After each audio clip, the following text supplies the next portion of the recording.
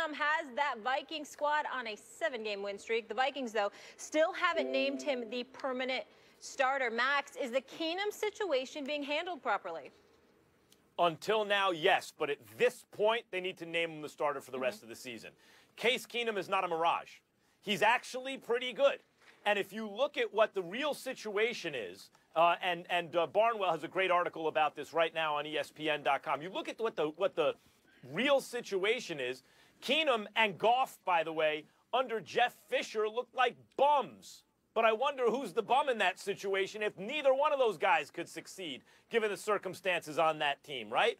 But when he goes to Minnesota, Case Keenum, and when they invest in their offensive line through free agency, through the draft, and they have receivers, and they got a good running back, and they have a defense, suddenly, look at this, Case Keenum's pretty good. And the issue is, like, Bridgewater maybe has more upside. He seemed to be ascending. He was a first-round pick. But it's not like he was setting the world on fire. We just all kind of liked what we saw and thought it might get better given his age and his upside and what appeared to be his upside. It's not like he had a howitzer for an arm, right? But, so maybe there's more upside with Bridgewater, maybe. But he wasn't, he misses training camp. He's coming off a catastrophic injury. He hasn't played in a year and a half. What would lead anyone to believe, even if you don't think Case Keenum could win a Super Bowl, let's say, what would lead anyone to believe that Bridgewater at this moment in time, meaning for the rest of this season, gives you a better chance to win than Keenum? They're winning with Keenum, and it's not like he's been good one week, bad another week, good. He's been consistently good. Sure, he's had a couple of bad quarters like all quarterbacks. He's been consistently good all year. And I'm reminded of when the St. Louis Rams, still the greatest show on turf at the time, more or less, Kurt Warner goes down. Kurt Warner, and Bridgewater so far has not been Kurt Warner. Very few ever have. Mark Bulger goes 8-0, and he's named the starter. Right, this is our guy. Even when Warner got back, it's not that Kurt Warner at his best wouldn't be better than Mark Bulger. It's that Bulger was getting the job done, and they didn't want to mess with it. What the Vikings need now is stability as they start to look for their playoff run. As we enter the last quarter of the season, really, which is coming up.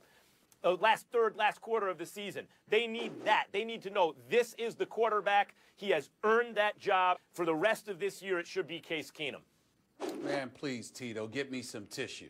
All right, tell Jermaine to stop teasing. I mean, give me a break. I mean, what the hell is this about with Case Keenum anyway? The fact of the matter is that I understand if we're pulling him out of the game and messing with him in that regard, that's not good. But simply shutting up and letting him go out there and be your starting quarterback until further notice, evidently it's working, so why mess with it? This is a dude that has a 9-15 record as a starter prior to the 7-2 record he's registered with the Vikings in 9 starts this year. That's a fact. Now, granted, 0-8 in Houston in 2013 when they were 2-14 with Wade Phillips and then Gary Kubiak coaching him.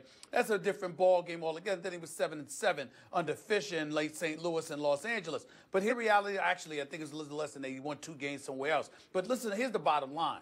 The point is that I looked at Case Keenum yesterday, got out to a 27-10 lead when the Detroit Lions amped it up and they were clawing back in. He couldn't do much. He couldn't do much. Now, that's not entirely his fault. We get all of that. And they ended up winning the game, and he deserves credit for how he performed prior to Detroit coming back and trying to climb in to the thick of things. But there were times in the fourth quarter where you looked at Zimmer just shaking his head, utterly disgusted by what his quarterback couldn't do. The coach clearly has questions about this guy. I'm not saying pull him out of the lineup. I'm not saying go in a press conference and talk about how you're still undecided or whatever the case may be. But in the end, it's not like the dude needs a manicure and a pedicure and a massage for crying out loud. He's the starting quarterback in Minnesota. When the game starts, he's usually your starting quarterback.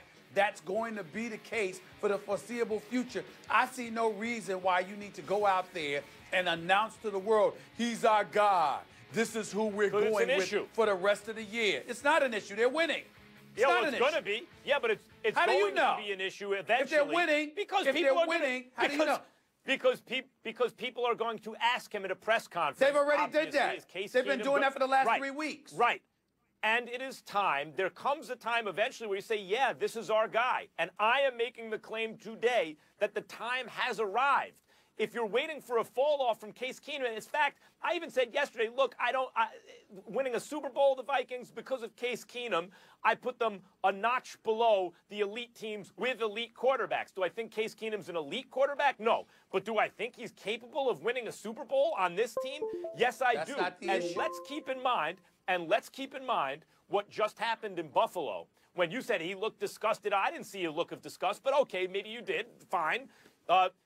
When they looked at Tyrod Taylor and said, we think we could do better, and they started looking on it, and they thought they saw something in Peterman, who obviously is no Teddy Bridgewater or Sam Bradford for that matter. But the lesson was they started to look for things that weren't there. They didn't have a better option on their roster, and they found that out quickly. At this moment, the odds that Bridgewater would be better than Keenum on this team right now, not talking about next year or going forward, you can make that argument. But right now, Case Keenum is clearly the best option. Yeah, but you can say he's clearly the best option, but you use Tyrod Taylor as a comparison. Tyrod Taylor lost the starting job briefly, fresh off a 47-10 loss on their home turf against the New Orleans Saints. That's number one. That's not the case in Minnesota. They're winning football games. And I'm not trying to sit up there and say you yank Case Keenum from the lineup. Jeff Saturday and those boys were on SportsCenter 3 weeks ago saying Zimmer needs to put this to bed. But why did they say that? They said that because he was hemming and hawing back and forth. What I'm saying is you do neither. You don't sit up there and proclaim he's your guy for the rest of the season because it's not, if something ain't broke, don't fix it. But in the same breath, you don't hem and haw and go back and forth either. Who's your quarterback? This is our quarterback next week. Period. Let's see what he does because he's Case Keenum. He might perform best. He might perform best. No. What I'm saying is if you are the coach, this guy playing under this duress might be working for you. Don't say anything. I don't see. Just put him in the starting lineup like you've been doing and keep going. By the way, that's possible, but ultimately, I don't think it's going to have a good effect on the team. The team should know that's their guy. He should know that's their guy. Come to me when they lose. Should know that's their guy heading into the playoffs. How many games have the Minnesota Vikings won in a row? How many? Molly, was it 7, 8 games? 7. So what I'm saying, they're 9-2. All right. They won 7 straight. So I'm just saying they won 7 straight. Guess what? Let it go. Why mess with it? You guys, at the end of the day, it's two different philosophies. You either say this quarterback's going to play better having security, or he's going to play better not having security and playing for his job like he's been doing, and it's been working that way. It's not. Yeah. Listen, I brought up the Mark Bulger, Kurt Warner situation because it was an interesting parallel, and Kurt Warner was an elite MVP, not caliber player, had won MVPs, right? And still, at a certain point, they're like, look, we keep winning with Mark Bulger. That's the guy. Kurt Warner was ready to go. They said, that's our guy. At a certain point, you got to give the guy the job. If it ain't broke, don't fix it. But at the end of the day, how shocking is it that this team's 9-2, Case Keenum at the helm, and they don't even have Dalvin Cook? Props to the people eaters out there in Minnesota. They shored up that offensive line. No question. Still to come, Tim Tebow, your friend Stephen A. will join us to break down #1 Alabama's tough